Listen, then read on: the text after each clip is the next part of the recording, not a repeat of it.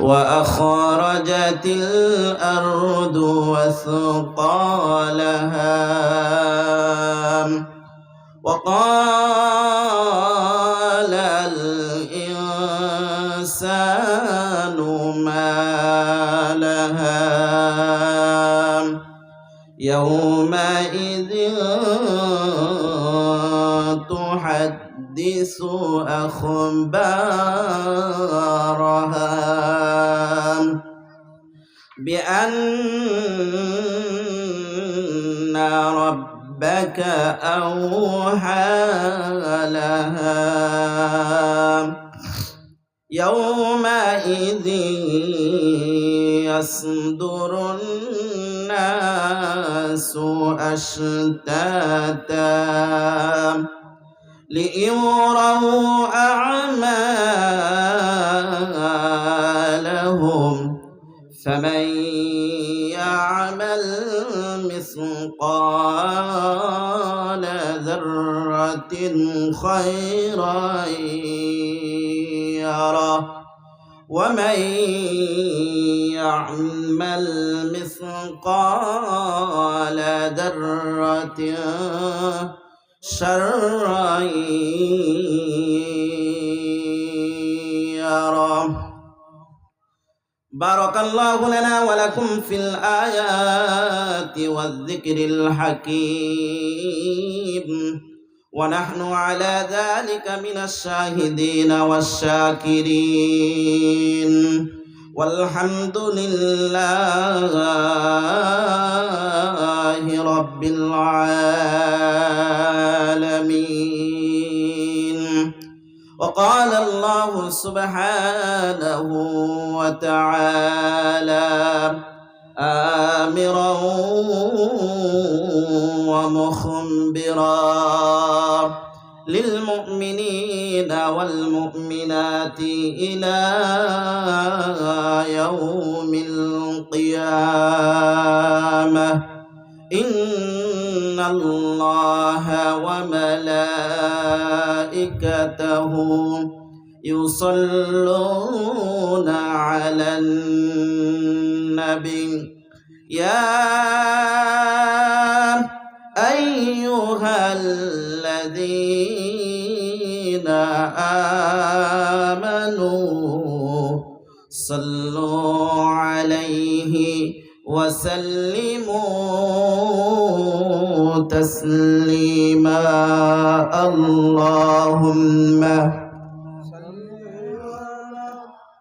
سيدنا مولانا محمد وعلى علي سيدنا شافينا محمد. اللهم صل على سيدنا مولانا محمد وعلى علي سيدنا شافيانا محمد। মনটা যদি হইতো প্রবল হাওয়া, হইতো যদি শুভ্র কবুতর, মেঘের ডানাই পাঠিয়ে দিতাম মদিনার প্রান্তর। যেথায় আমার প্রিয় রাসূল, যেথায় আমার প্রিয় হাবিব ঘুমায় নিরন্তর। আল্লাহুম্মা সাল্লি আলা সাইয়্যিদিনা مولانا محمد وعلى علي سيدنا شافيانا محمد।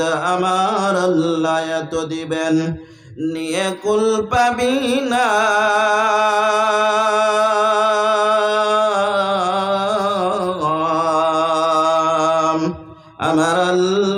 কাইরা নিলেও একটু টের পাবি না।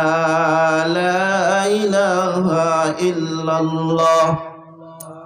একটা জবানও বন্ধ রাখবেন না, সকলেই বলেন লা ইলাহা ইল্লাল্লাহ, লা ইলাহা ইল্লাল্লাহ, লা ইলাহা ইল্লাল্লাহ, লা ইলাহা ইল্লাল্লাহ মুহাম্মাদুর রাসূলুল্লাহ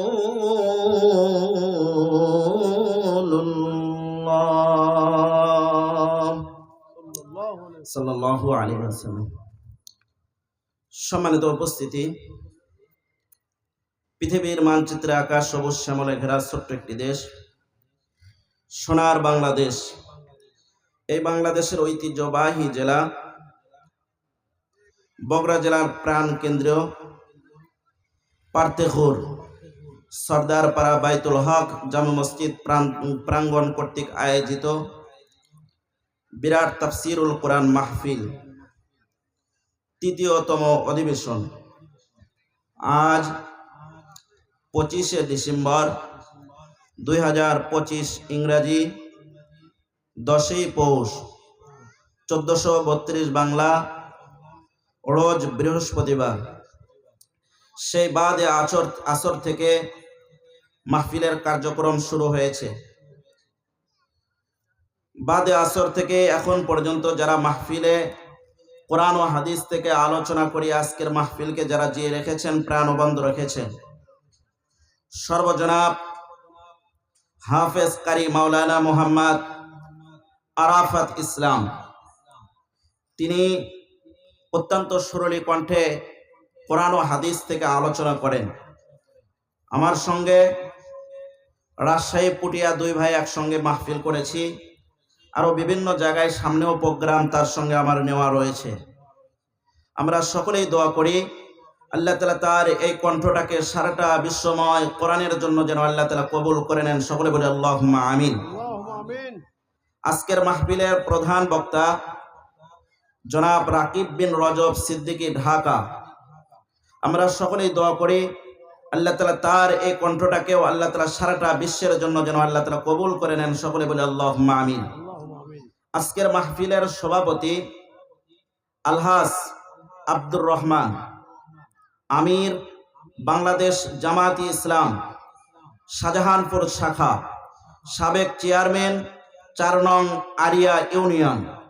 আমরা সকলেই দোয়া করি আল্লাহ তাআলা তাদের মাধ্যমে এই বাংলাদেশের পার্লামেন্ট থেকে শুরু করিয়া সমাজ পর্যন্ত, সমাজ থেকে শুরু করিয়া মসজিদ পর্যন্ত, মসজিদ থেকে শুরু করিয়া মাদ্রাসা পর্যন্ত, মাদ্রাসা থেকে শুরু করিয়া নিজের পরিবার পর্যন্ত, নিজ পর্যন্ত সমস্ত স্থানে যেন আল্লাহ তাআলা তাদের মাধ্যমে কোরআনের শাসন যেন আল্লাহ তাআলা কায়েম করে দেন। সকলে বলেন আল্লাহুম্মা আমিন। আর একটাবার জোরে বলেন আল্লাহুম্মা আমিন। কারোর জন্য দোয়া করতে আপনাদের কোনো সংকীর্ণতা রয়েছে ভাই? আওয়াজ করবে না, কোনো সংকীর্ণতা রয়েছে? হাদিস শরীফের মধ্যে বর্ণিত রয়েছে, কোনো মুসলমান যদি কোনো মুসলমানের জন্য দোয়া করে, ওই দোয়া আগে সর্বপ্রথম যে বান্দা দোয়া করেছে সেই বান্দার জন্য আল্লাহ তাআলা 7 তবক আসমান থেকে আল্লাহ তাআলা দোয়াটা কবুল করে নেন। সকলে বলে আল্লাহুম্মা আমিন। এবং তার আহলে বায়াত থেকে যদি কোনো ব্যক্তি দুনিয়া থেকে চিরবিদায় নিয়ে চলে যায়, কবরের বাড়িতে যদি জাহান্নামের আযাব হয়ে থাকে, আল্লাহ তাআলা তার কবরের বাড়ির আযাবটুকু আল্লাহ তাআলা মাফ করে দেন। সকলে বলে আল্লাহুম্মা আমিন। আজকের মাহফিলের সহ সভাপতি জনাব মোহাম্মদ আতিকুর রহমান, শিক্ষক, পার্তেকুর দাখিল মাদ্রাসা।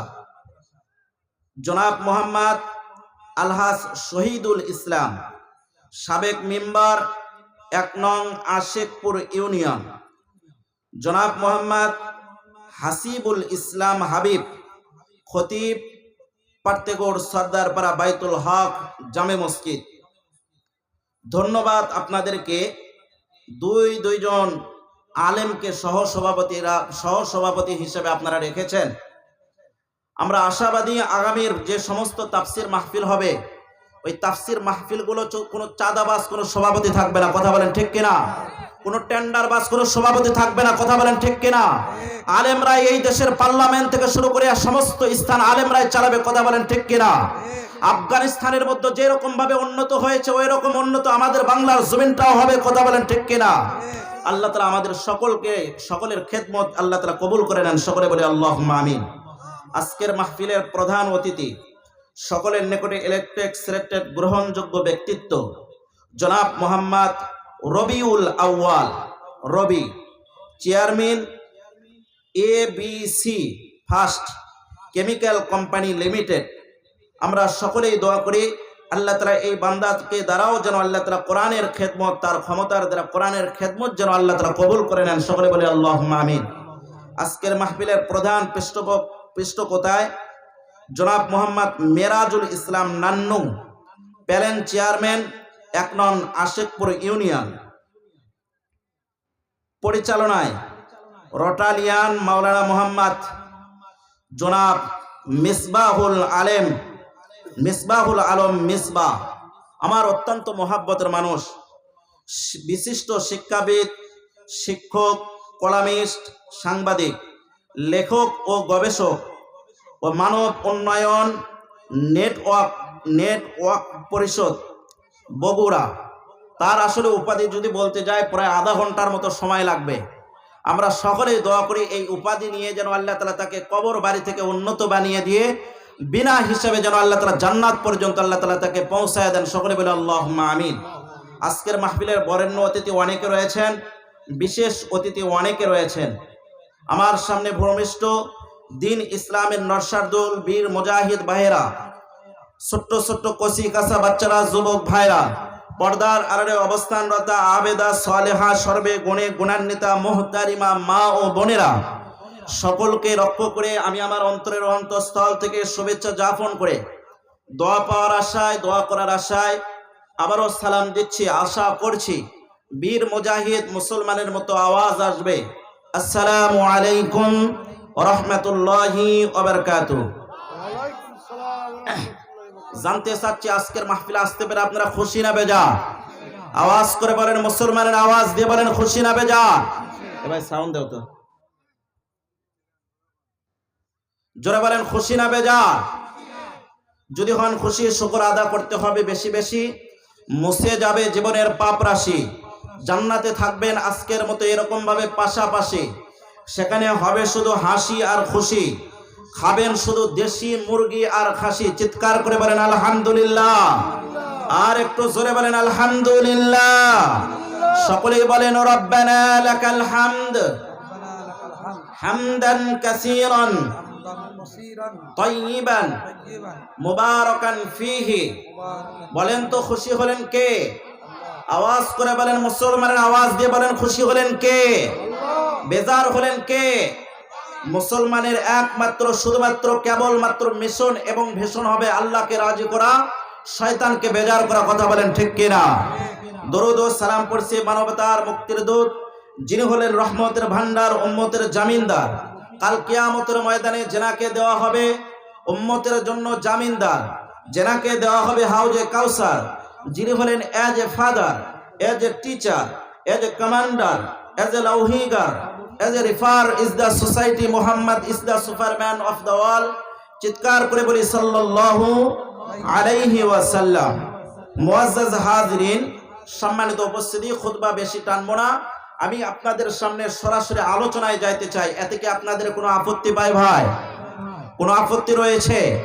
খুতবা চলাকালীন অবস্থায় আমি আপনাদের সামনে আল্লাহ তাআলার কোরআনের 114 খানা সূরা, এই 114 খানা সূরার মধ্য থেকে 99 নাম্বার সূরা, বুঝে যদি থাকেন সকলে উচ্চারণ করে বলেন কত নাম্বার সূরা?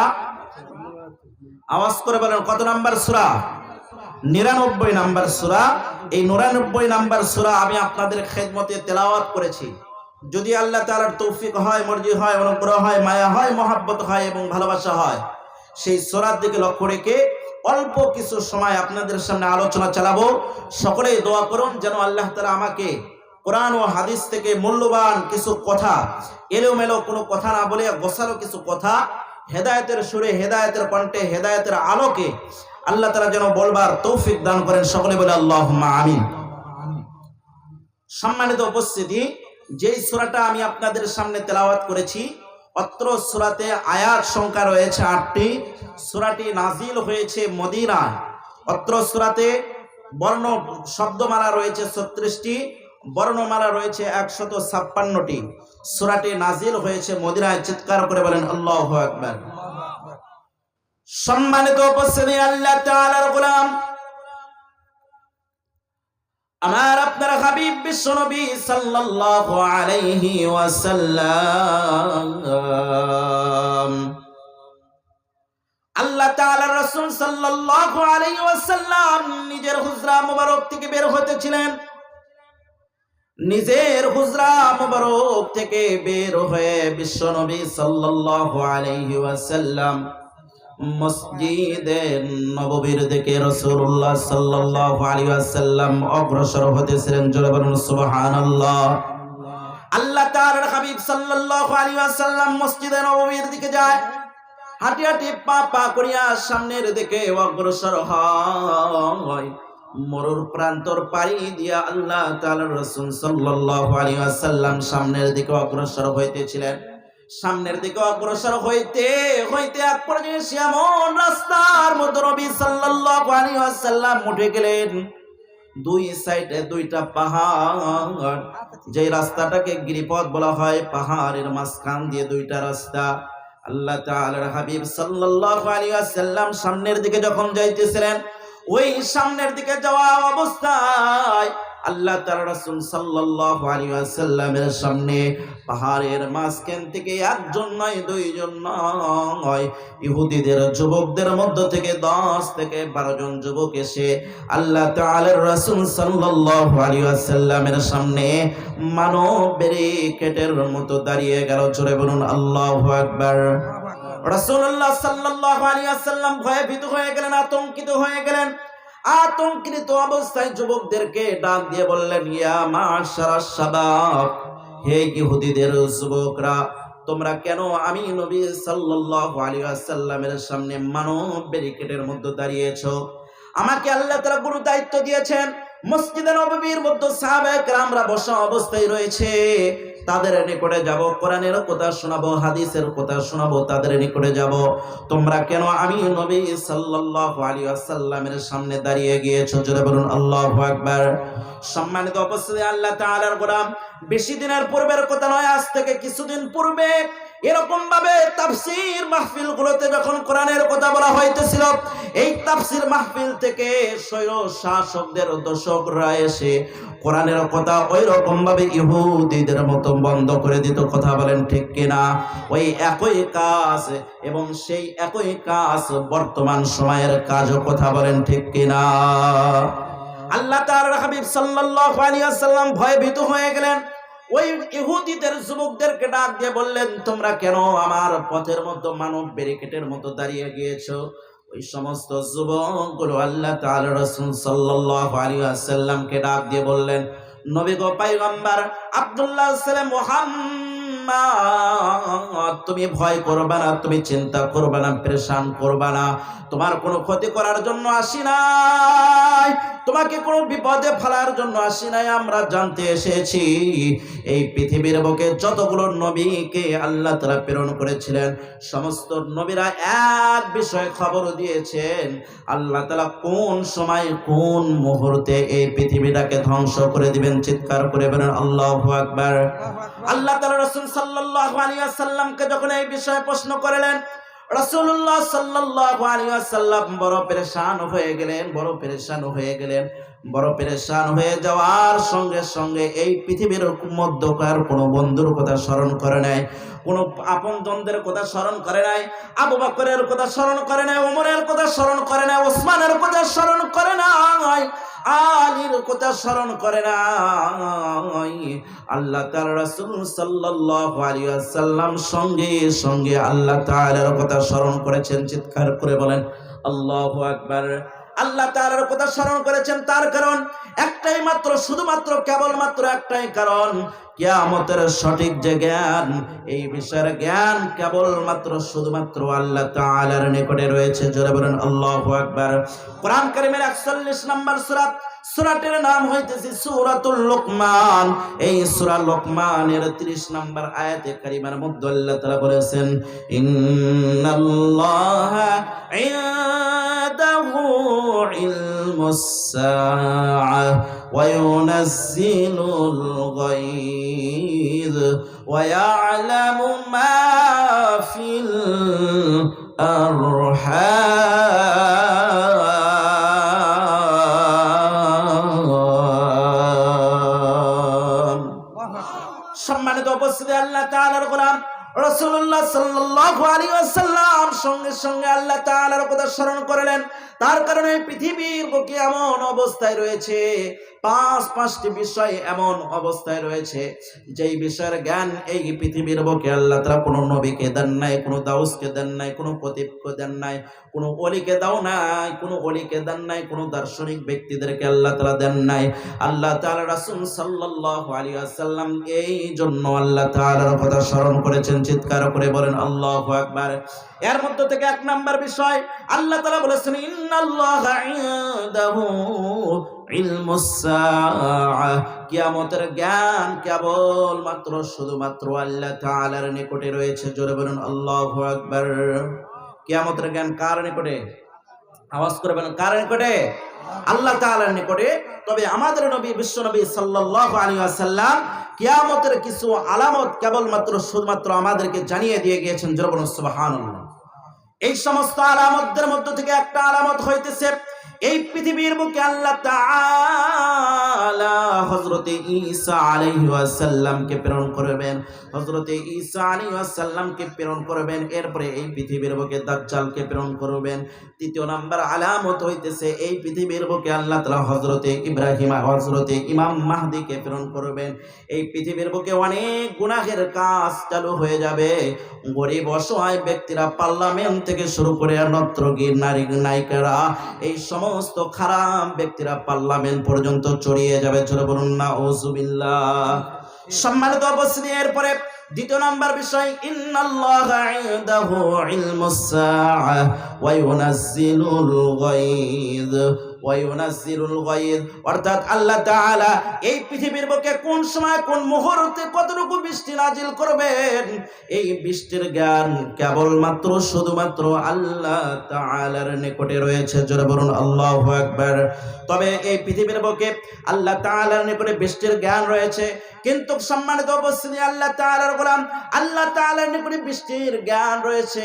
আবহাওয়া অফিস থেকে যদিও আমাদেরকে কিছু বিষয়গুলো জানিয়ে দেওয়া হয়, অমুক সময় অমুক মুহূর্তে আল্লাহ তাআলার এই জমিনের মধ্যে বৃষ্টি হবে, কিন্তু ওই আবহাওয়া অফিস আলামত দেখে বলতে পারে, আলামত না পাওয়ার পূর্বে আবহাওয়া অফিস থেকে বলতে পারে না। কথা বলেন ঠিক কিনা? অথচ আল্লাহ তাআলা কোরআন কারীমের মধ্যে বলে দিয়েছেন, ওয়াল মুরসালাতি উরফা ফাল আসিফাতি আসফা ওয়ান নাশিরাতি নাশরা। চিৎকার করে বলেন আল্লাহু আকবার। সম্মানিত উপস্থিতি, আল্লাহ তাআলার গোলাম, এই পৃথিবীর বুকে আল্লাহ তাআলা যে বৃষ্টি নাজিল করে দেন, ওই সূরার মধ্যে ওয়াল মুরসালাতি উরফা, পাঁচটি ফেরেশতাদের নামে আল্লাহ তাআলা কসম করেছেন। এক নাম্বার কসম করেছেন, এই পৃথিবীর বুকে আল্লাহ তাআলা যখন এরকম ভাবে বৃষ্টি দান করেন, ওই বৃষ্টি দেওয়ার পূর্বে অক্সিজেনের মাধ্যমে এই পৃথিবী থেকে আল্লাহ তাআলা আসমান পর্যন্ত পানি উঠিয়ে নিয়ে যান। দ্বিতীয় কসম দ্বিতীয় ফেরেশতার দ্বারা করেছেন, ওই পানিগুলোকে আল্লাহ তাআলা মেঘে পরিণত করেন। 2 নম্বর আয়াতে কারিমার মধ্যে বলেছেন। এরপরে তৃতীয় আয়াতের মধ্যে বলেছেন, পানিগুলোকে আল্লাহ তাআলা বরফে পরিণত করে দিয়ে হালকা হালকা একটু বাতাস দান করেন। হালকা হালকা বাতাস দান করার পরে এক স্থান থেকে আরেক স্থানের মধ্যে নিয়ে যায়, এই স্থান থেকে ওই স্থানের মধ্যে নিয়ে যায়, এই স্থান থেকে ওই স্থানের মধ্যে নিয়ে যাওয়ার পরে আল্লাহ তাআলা এই পৃথিবীর বুকে আল্লাহ তাআলা বৃষ্টি দিয়ে থাকেন। জোরে বলেন আল্লাহু আকবার।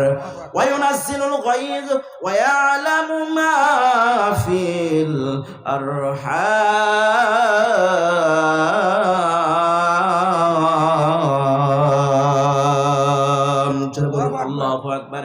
এরপরে তৃতীয় নাম্বার বিষয় হইতেছে আল্লাহ তাআলা একজন নারীর গর্ভের মধ্যে কি সৃষ্টি করেছেন, ছেলে সন্তান সৃষ্টি করেছেন নাকি কন্যা সন্তান সৃষ্টি করেছেন, এই বিষয়ের জ্ঞান কেবল মাত্র শুধুমাত্র আল্লাহ তাআলার নিকটে রয়েছে। জোরে বলুন আল্লাহু আকবার। আল্লাহ তাআলা কোরআন কারীমের 3 নাম্বার সূরা, সূরাটির নাম হইতেছে সূরাতুল আলে ইমরান। এই সূরা আলে ইমরানের 6 নাম্বার আয়াতে কারিমার মধ্যে আল্লাহ তাআলা বলেছেন হুয়াল্লাযী ইউসাউবিরুকুম ফিল আরহামি কাইফা ইয়াশা।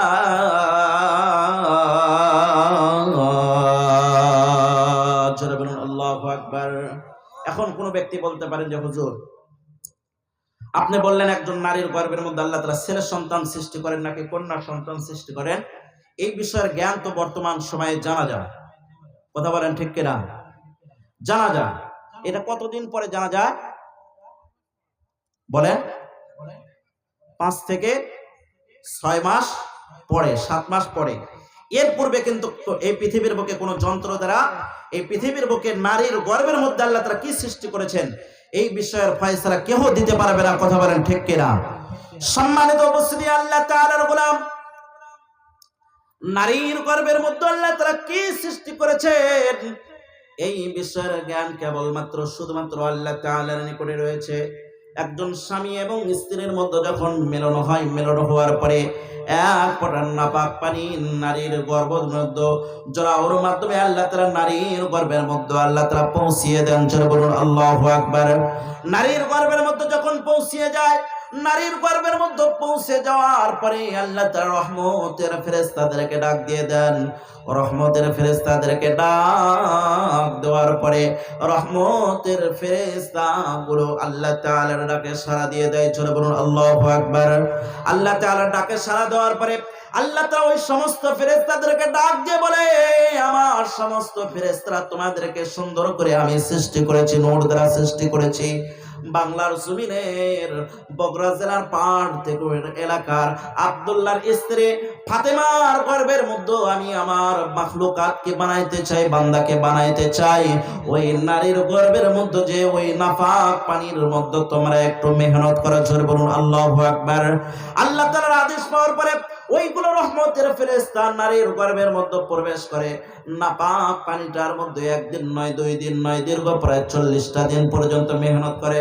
40টা দিন পর্যন্ত মেহনত করার পরে ওই নাপাক পানিটাকে আল্লাহ তাআলা 40 দিন পরে রক্তে পরিণত করে দেয়। জোরে বলুন আল্লাহু আকবার। 40 দিন পরে রক্তে পরিণত করে দেওয়ার পরে আল্লাহ তাআলা বলেন আরো 40টা দিন পর্যন্ত মেহনত করো। আরো 40টা দিন পর্যন্ত যখন মেহনত করে, ওই 40টা দিন পর্যন্ত মেহনত করার পরে ওই নাপাক রক্তটাকে আল্লাহ তাআলা গোশতে পরিণত করে দেয়। জোরে বলুন আল্লাহু আকবার। এবার ফেরেশতাদেরকে ডাক দিয়ে বলে, এবার তোমাদের রুখসত নাই, ওখান থেকে বিদায় নেই, আরো 40টা দিন পর্যন্ত মেহনত করো। আরো 40টা দিন পর্যন্ত যখন মেহনত করে রে মুসলমান, ওই গোশতের মধ্যে আল্লাহ তাআলা সুন্দর করে হাড্ডির লেপন লাগিয়ে দেন। জোরে বলুন আল্লাহু আকবার। 120 দিন হয়ে যায়। 120 দিন পরে বৈজ্ঞানিক পদ্ধতি অনুযায়ী জানা গিয়েছে, বিজ্ঞানিকরা পরীক্ষা করে দেখেছেন 120 দিন অতিবাহিত হয়ে যাওয়ার পরে আল্লাহ তাআলা ওই নাপাক পানির মধ্যে আল্লাহ তাআলা দুইটা চক্ষু সৃষ্টি করিয়ে দেন। জোরে বলুন আল্লাহু আকবার। সর্বপ্রথম আগে মানুষের কলব সৃষ্টি করেন, এরপরে আল্লাহ তাআলা দুইটা হাত সৃষ্টি করেন, দুইটা পা সৃষ্টি করে দেন। আল্লাহ তাআলা মানুষের হৃৎপিণ্ড সৃষ্টি করিয়ে দেন, কলিজা সৃষ্টি করিয়ে দেন।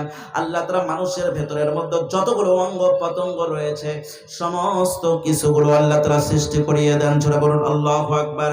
ফেরেশতারা আল্লাহ তাআলাকে ডাক দিয়ে বলে, আল্লাহ আপনি যে বান্দাকে সৃষ্টি করতে চাইছেন এই বান্দাকে আমাদের পক্ষ থেকে সমস্ত অঙ্গ পতঙ্গ সৃষ্টি করে দিব কিনা? আল্লাহ তাআলার আদেশ পাওয়ার পরে বান্দাকে দুইটা হাত দ্বারা আল্লাহ তাআলার মাখলুকাতকে সুন্দর করে সৃষ্টি করে দেন। জোরে বলুন আল্লাহু আকবার। কোরআন কারীমের মধ্যে আল্লাহ তাআলা বলেছেন, লাকাদ খালাকনাল ইনসানা ফি আহসানি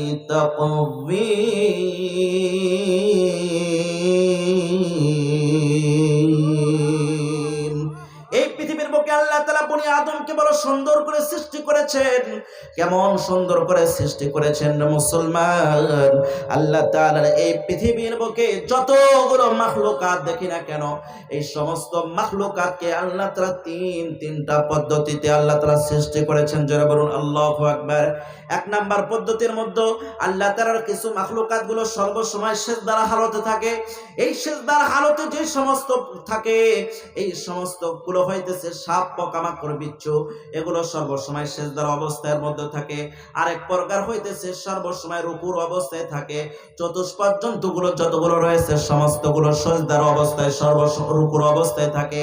কিন্তু বনি আদমকে আল্লাহ তাআলা এত সুন্দর করে সৃষ্টি করেছেন, বনি আদম যদি চায় কিয়াম অবস্থায় থাকবে, বনি আদম যদি চায় রুকুর অবস্থায় থাকবে, এই বনি আদম যদি চায় তাহলে অবশ্যই সিজদার হালতে থাকতে পারবে। কথা বলেন ঠিক কিনা?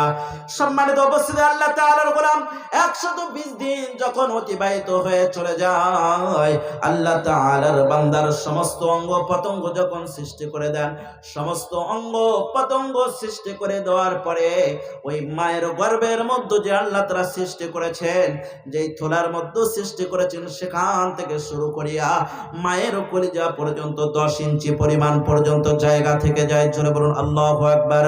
10 ইঞ্চি পরিমাণ পর্যন্ত যখন জায়গা থেকে যায়, এই 10 ইঞ্চি পরিমাণ পর্যন্ত জায়গা যখন চলে যায়, মায়ের কলিজার সঙ্গে বান্দার পা লেগে যায়। হাঁটি হাঁটি পা করিয়া যখন 11 ইঞ্চি বড় হয়, মায়ের কলিজাটাকে আল্লাহ তাআলা 1 ইঞ্চি পরিমাণ পর্যন্ত উপরের দিকে উঠিয়ে দেয়। চলে বলুন আল্লাহু আকবার। হাঁটি হাঁটি পা করিয়া বান্দা যখন 12 ইঞ্চি বড় হয়, মায়ের কলিজাটাকে আল্লাহ তাআলা 2 ইঞ্চি পরিমাণ পর্যন্ত উপরের দিকে উঠিয়ে নেয়। হাঁটি হাঁটি পা করিয়া বান্দা যখন 13 ইঞ্চি বড় হয়, মায়ের কলিজাটাকে আল্লাহ তাআলা আরো উপরের দিকে 1 ইঞ্চি উঠিয়ে নেয়, 3 ইঞ্চি উঠিয়ে নেয়। হাঁটি হাঁটি পা করিয়া বান্দা যখন 14 ইঞ্চি বড় হয়, 15 ইঞ্চি, 16 ইঞ্চি, 17 ইঞ্চি, 18 ইঞ্চি পরিমাণ পর্যন্ত যখন বড় হয়, ওই সন্তানের জন্য আল্লাহ তাআলা মায়ের কলিজাটাকে 8 ইঞ্চি পরিমাণ পর্যন্ত উপরের দিকে উঠিয়ে নেয়। জোরে বলুন আল্লাহু আকবার। নারায়ে তাকবীর। সম্মানিত উপস্থিতি, আল্লাহ তাআলার গোলাম 18 ইঞ্চি পর্যন্ত যখন সন্তান যখন বড় হয়, এই পৃথিবীর বুকে যতগুলো বনি আদমকে আল্লাহ তাআলা সৃষ্টি করেছেন, 18 ইঞ্চির বেশি এই পৃথিবীর বুকে একটা বনি আদম সৃষ্টি করেন নাই আল্লাহ তাআলা। জোরে বলুন আল্লাহু আকবার। ওই সন্তান যখন পৃথিবীর বুকে আসবে, সন্তান যখন পৃথিবীর বুকে আসবে, মায়ের কলিজার মধ্যে একবার নয়, দুইবার নয়, সব চাইতে নিম্নতম যে সন্তান মায়ের কলিজার মধ্যে আঘাত করেছে, একবার নয়, দুইবার নয়, 4000 থেকে 4500 লাথি মায়ের কলিজার মধ্যে লাগিয়েছে। জোরে বলুন আল্লাহু আকবার। এই 4000 থেকে 4500 লাত্তির মধ্যে থেকে তিনটা লাত্তি হইতেছে অত্যন্ত বড়। এক নাম্বার যে লাত্তি, এই লাত্তিটা হইতেছে মায়ের যখন প্রসব বেদনা ওঠে, মায়ের প্রসব বেদনা ওঠার পরে সন্তান যখন লাত্তি মারে, লাত্তি মারার পরে জোড়াওর মধ্যে একটা নয়, দুটা নয়, 7টা পর্দা ঠাস করে ফেটে যায়। জোরে বলুন আল্লাহু আকবার। আর একটা লাত্তি যখন মারে, মায়ের কলিজার মধ্যে মারে আরেকটা লাত্তি, মায়ের কলিজার মধ্যে মারার পরে ওই মায়ের কলিজার ভেতরে আর একটা বিষয় রয়েছে, 52টা পর্দা রয়েছে। ওই 52টা পর্দা ফেটে বান্দা দুনিয়ার বুকে আসতে চায়। জোরে বলুন আল্লাহু আকবার। এই মুহূর্তে যখন বান্দা পৃথিবীর বুকে আসবে, এই পৃথিবীর বুকে এমন কোনো নারী নাই, এমন কোনো মা জননী নাই। সন্তান যখন দুনিয়ার বুকে আসার জন্য যখন প্রসব বেদনা যখন উঠে যায়, সন্তান যখন কলিজার মধ্যে আঘাত করে, কোনো মা আর স্বাভাবিক অবস্থায় থাকতে পারে না, জমিনের মধ্যে বেহুশ হয়ে পড়ে যায়, জমিনের মধ্যে বেহুশ হয়ে পড়ে যায়। বেহুশ হয়ে পড়ে যাওয়ার পরে 1 মিনিট থেকে 1 মিনিট পর্যন্ত, 1.5-2 মিনিট পর্যন্ত একজন নারীর গর্ভে থেকে 1.5 কেজি, 2 কেজি থেকে 2 কেজি রক্ত একজন নারীর গর্ভ থেকে পড়ে যায়। ছেড়ে বলুন আল্লাহু আকবার।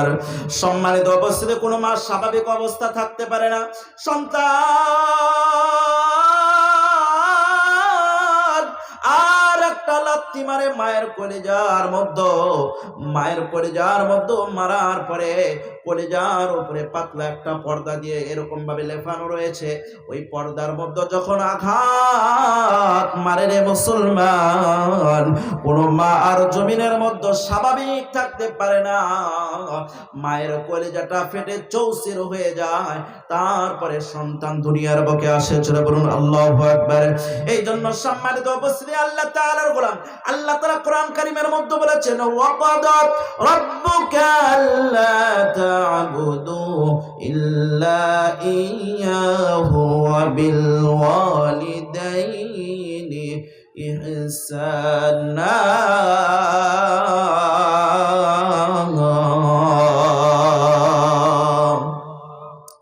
সম্মানিত উপস্থিতি, মায়ের কলিজায় যখন তিনটা বড় বড় লাথি মারে, এই পৃথিবীর বুকে মা জননী বেহুশ অবস্থায় হয়ে পড়ে যায়। ওই সন্তান যখন দুনিয়ার বুকে আসার পরে উম্মাহ বলে একটা ডাক দেয়, মায়ের কলিজাটাকে আল্লাহ তাআলা অটোমেটিক ভাবে অপারেশন করিয়া মাকে স্বাভাবিক অবস্থায় আল্লাহ তাআলা সৃষ্টি করে দেন। জোরে বলুন আল্লাহু আকবার। এই জন্য বিভিন্ন কর্মের কারণে, বিভিন্ন কাজের কারণে, বিভিন্ন জায়গায়, বিভিন্ন স্থানের মধ্যে যারা থাকেন, অবশ্যই মা জননীর সঙ্গে, পিতামাতার সঙ্গে অবশ্যই সর্বসময় সম্পর্ক রাখবেন, সর্বসময় মহব্বত রাখবেন। তার কারণ সন্তানকে যখন একজন মা যখন দেখার সঙ্গে সঙ্গে মায়ের কলিজার মধ্যে যে ফাটা অবস্থা রয়েছে ওটা জোড়া লাগিয়ে যায়। দীর্ঘ সময় যখন মা জননী থেকে যখন সন্তান দূরে থাকে, ওই মা জননীর কলিজার যে ফাটা অবস্থা হয়েছিল সন্তান জন্মগ্রহণ করার কারণে, এটার যন্ত্রণা শুরু হয়ে যায়। এই জন্য মা সহ্য করতে পারে না। একটা কথা আমরা সকলেই জানি, পৃথিবীর বুকে সন্তান যদি বিপদে পড়ে, পৃথিবীর কেউ যদি না জানে, সর্বপ্রথম কে জানে? আওয়াজ করে বলেন, কে জানে? এই জন্য সম্মানিত উপস্থিতি, যাদের পিতামাতা জীবিত অবস্থায় রয়েছেন, অবশ্যই তাদের খেদমত করবেন। যারা দুনিয়া থেকে চিরবিদায় নিয়ে চলে গেছেন, ফজরের নামাজ মসজিদে এসে আদায় করবেন। আদায় করার পরে আপনি যে মাসলাকির হন না কেন, মায়ের কবরে যাবেন। যাওয়ার পরে আল্লাহ তাআলা এই পৃথিবীর বুকে কাহারও জন্য দোয়া শিক্ষা দেন নাই, কেবলমাত্র শুধুমাত্র পিতামাতার জন্য দোয়া শিক্ষা দিয়েছেন। জোরে বলুন আল্লাহু আকবার। মায়ের কবরের বাড়িতে যাওয়ার পরে সূরা ফাতিহা তেলাওয়াত করবেন, সূরা ইখলাস 3 বার তেলাওয়াত করবেন।